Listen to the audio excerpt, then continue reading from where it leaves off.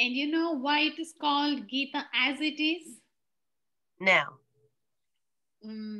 Prabhupada said Krishna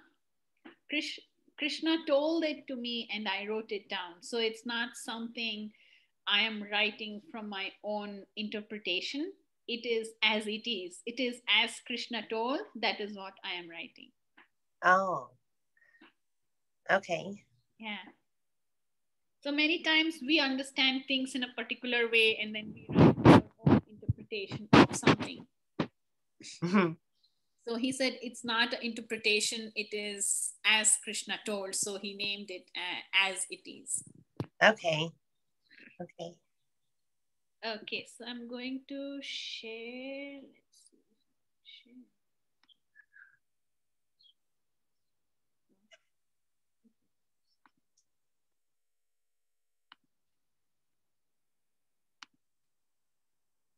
Share. Okay, you see the screen. There's the chant. So we will do like 10 times and then we can start reading. Okay.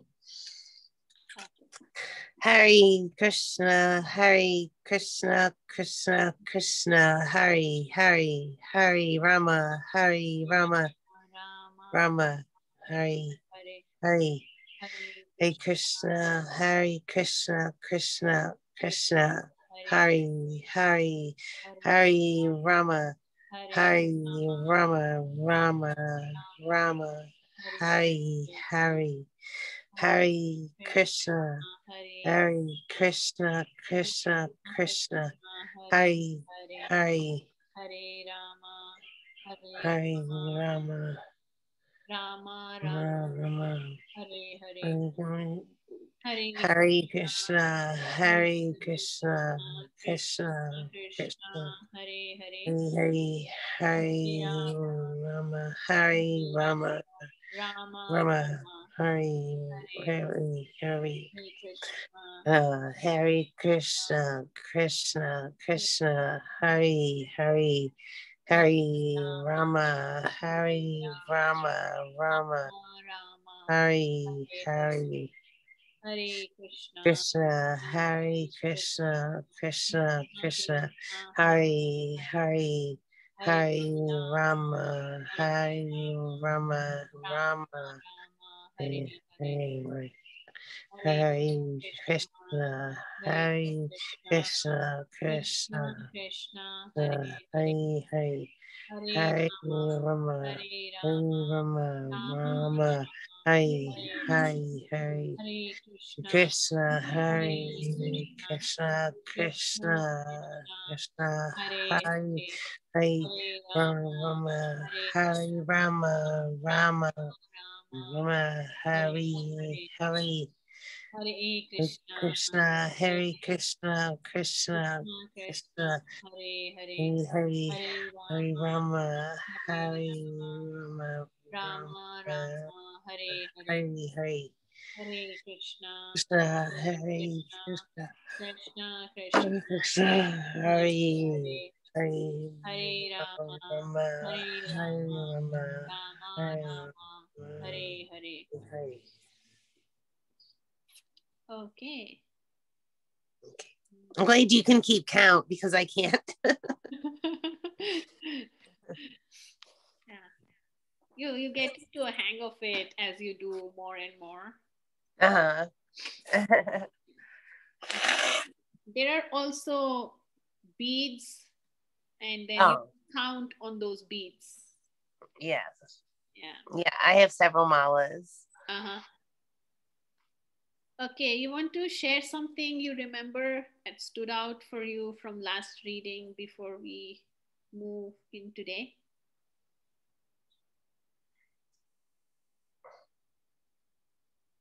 Can I glance at it real quick? Sorry? Can you put it on the screen and let me glance at it real quick where we left off? Okay, so this is the paragraph we left off. It says... Oh, yes, we talked about Satchitananda. Yeah. Yes. Yeah. Satchitananda, yes. But we talked about pure conscious, didn't we? Was that last week? Yeah, we did talk about pure consciousness also. Yes. Yes. I can't remember more than that. That's fine. That's perfectly fine. We can start from here. It says people with less intelligence. So Okay. what I remember from last week is we said Krishna can be known, or the supreme personality of Godhead or absolute truth can be known in three aspects. There is Brahman, there is Paramatma, and there is Bhagavan. So Okay. Brahman is something like people say it's light. God is light. And we said there is effulgence coming from his body. So if somebody is just looking at that effulgence, then you may say he is light, but then that's not the complete picture. There is light coming from his body, which is called Brahman. And then there is Paramatma. So Paramatma is the form of the Lord that is sitting within our body. That's Paramatma. And then there is Bhagavan. So Bhagavan is the personality of Godhead, Krishna as a person. Okay. Yes. We talked about him being a person. Mm-hmm. Like us. Yes. But like us, but still not like us. Right. Exactly.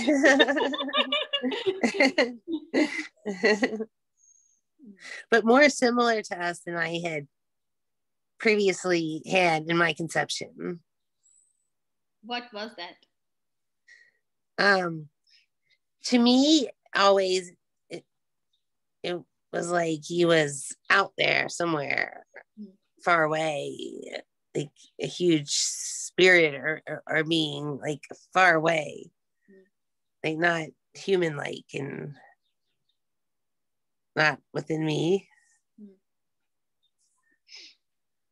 Yeah. Yeah. Prabhupada says he's within you and you can call him whenever you want to. He's always. But why is it so difficult to feel that? Because we are too extracted to the external glare of material energy, that we don't look within.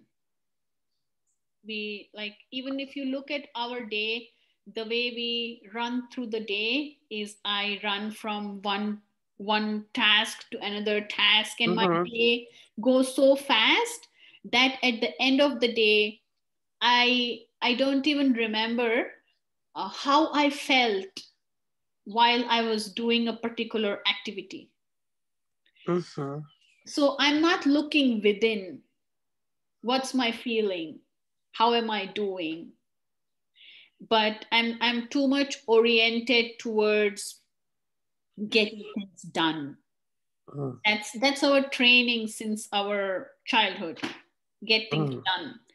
And so we usually neglect the feeling, the emotion, and we kind of become like robots, go from one thing to another, and that's pretty much our day. Yes. I agree. But so we are focused on the externals.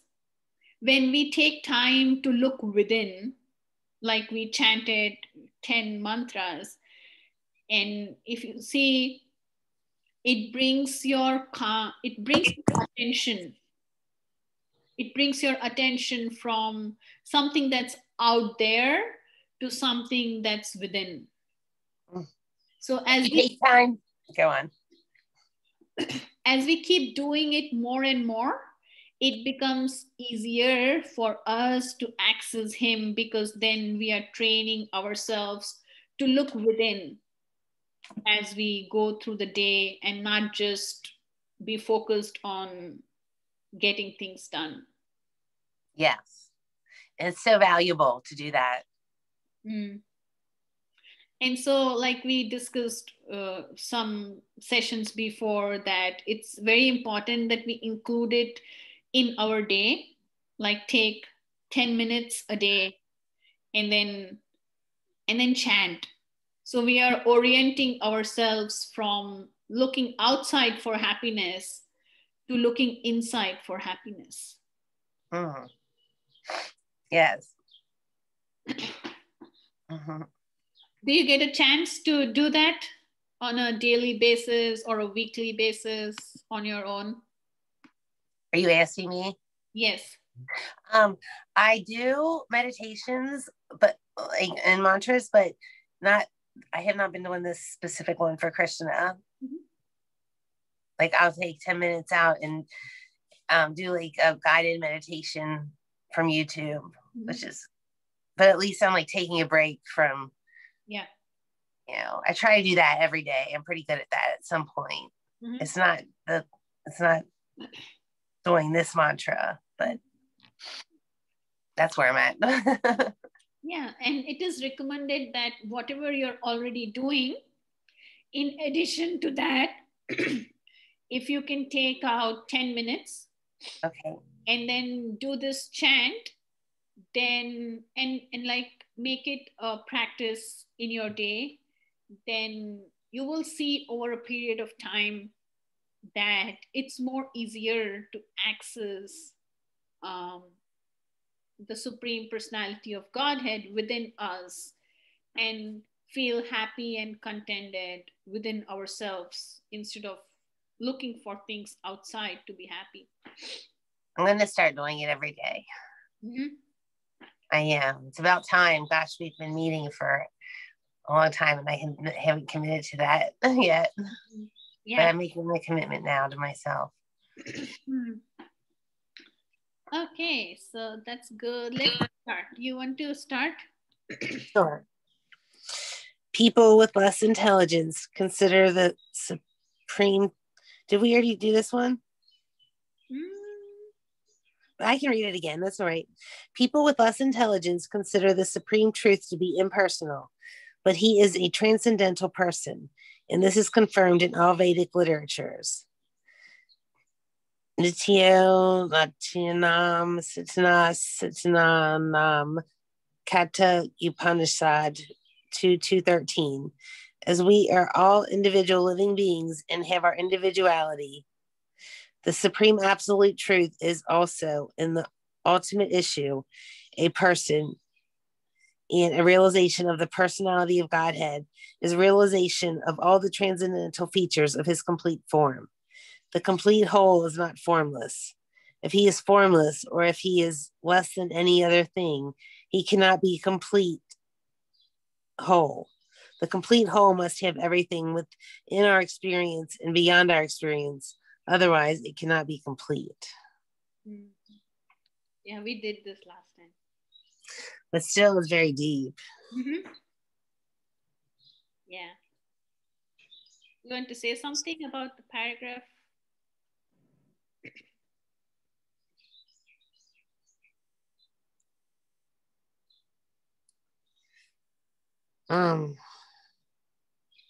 No. Mm-hmm.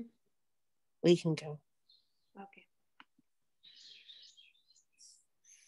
So one thing that stood out for me is Prabhupada saying he is formless.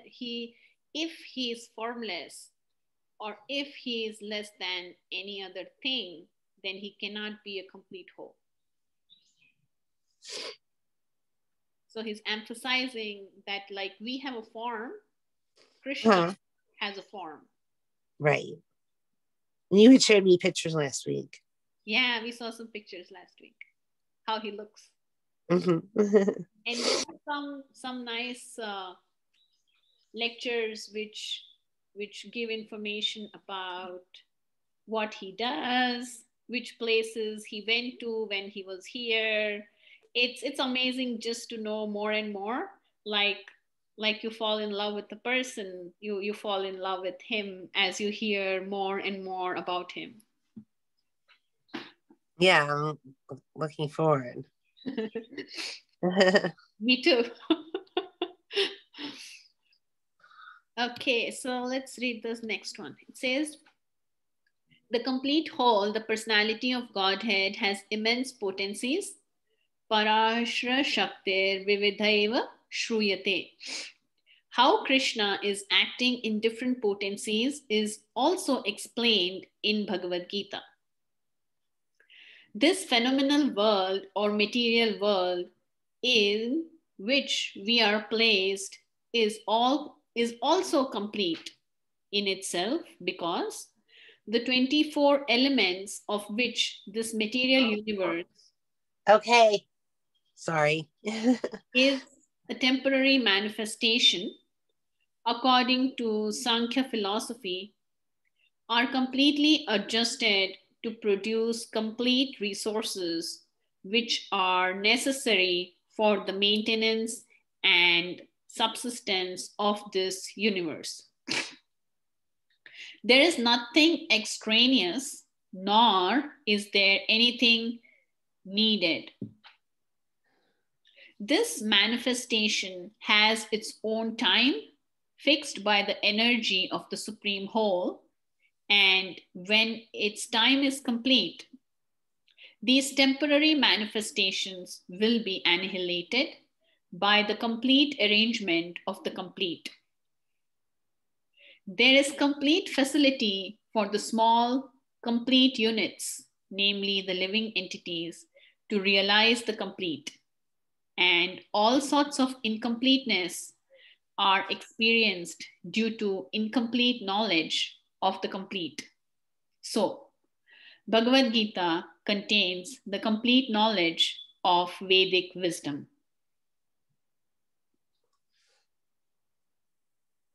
Wow. Yeah.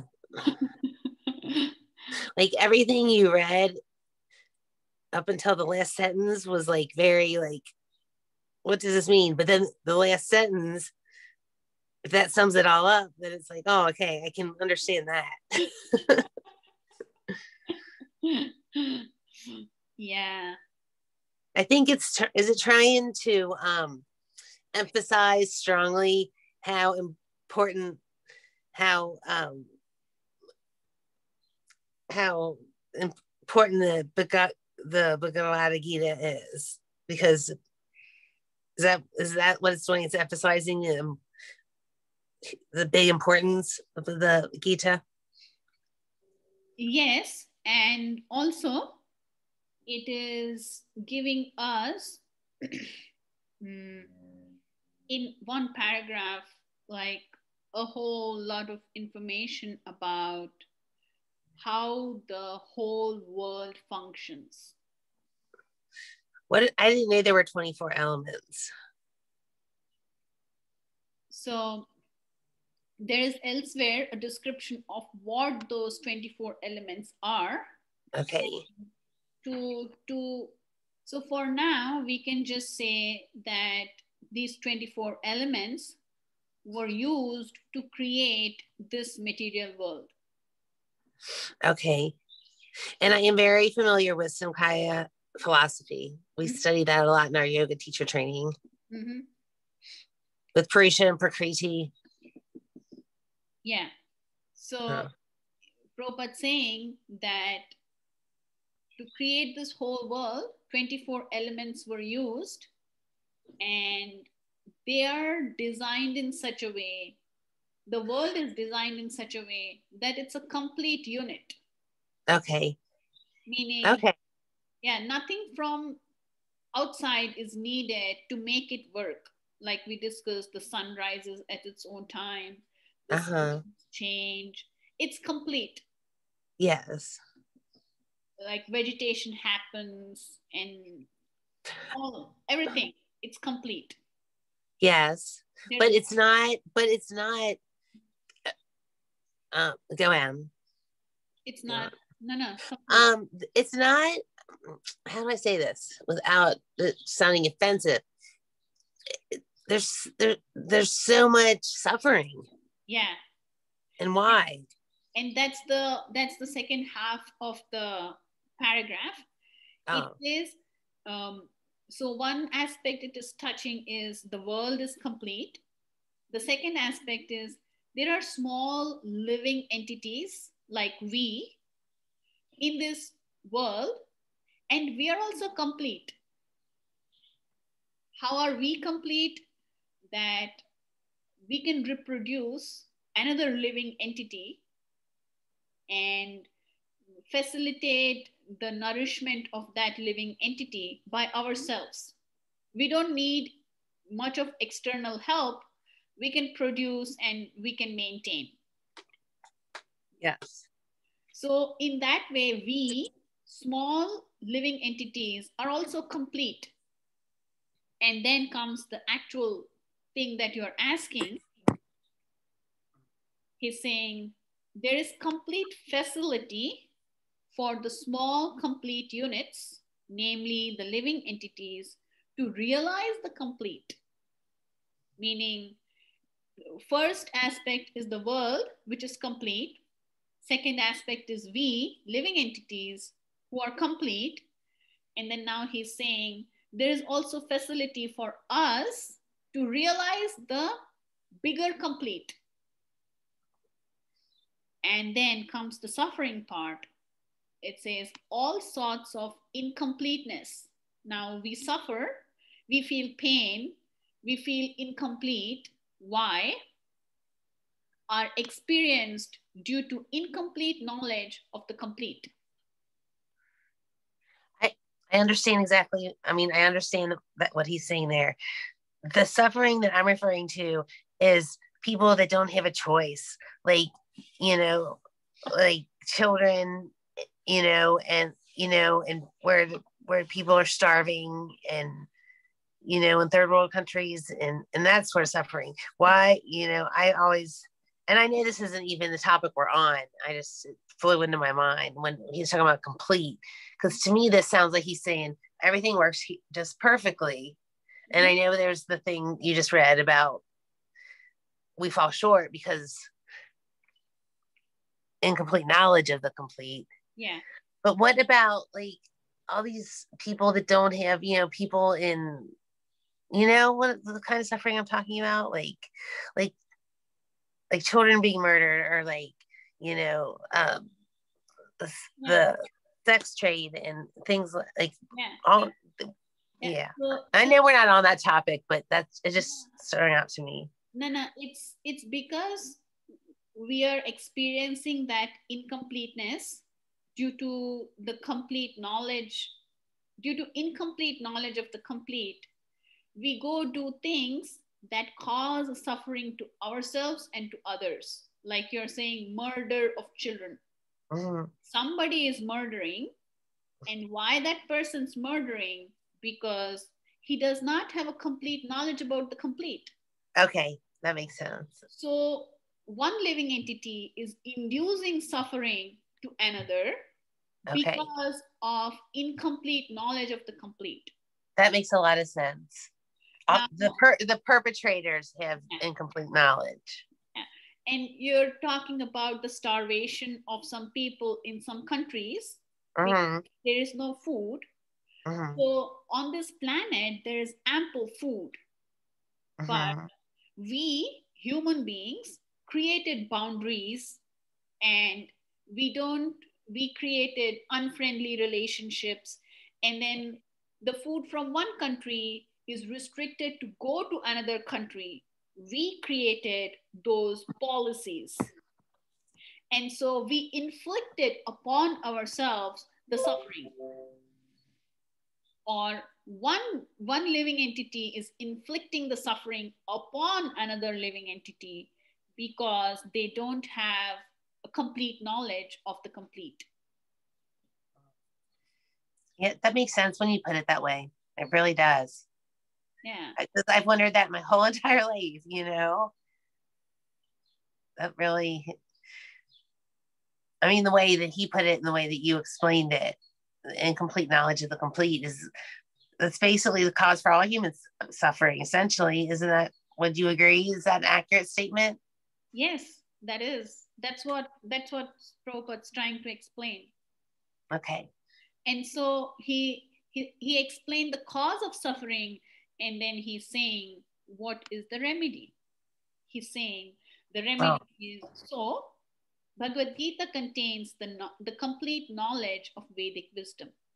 So when we understand the complete whole, then we know how to function in this world, and we don't inflict suffering upon ourselves and upon others, and we make this place a better place to live in when we know the teachings of Bhagavad Gita.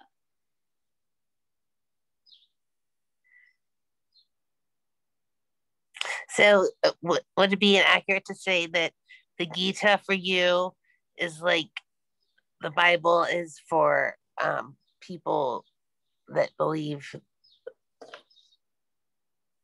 that? Yes. Okay. Okay, I thought so.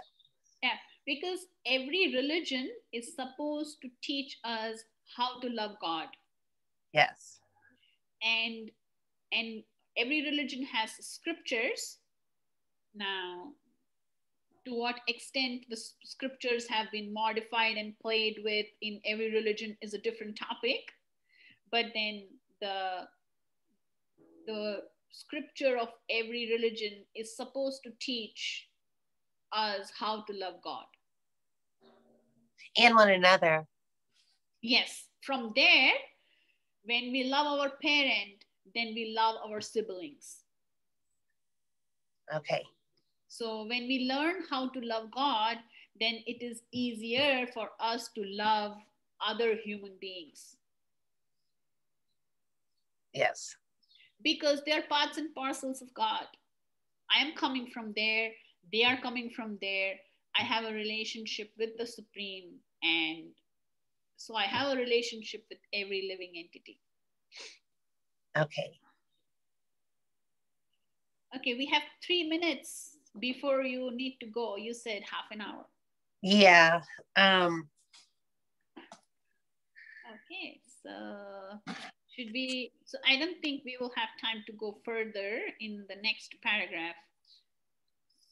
So should we stop, or what should we do? We have 2 minutes now. Yeah, we'll go ahead and stop. Yeah, Does this time work for you though? Yes, this time works perfectly fine for me. Okay, me too. Yeah. All right, well, thank you. Thank you so much for taking out time from your busy day. I know we all are busy. Yeah, well, you too. You had a lot. And I'll see you next Saturday, same time. Okay, take care. You too. Thanks. Bye. Bye.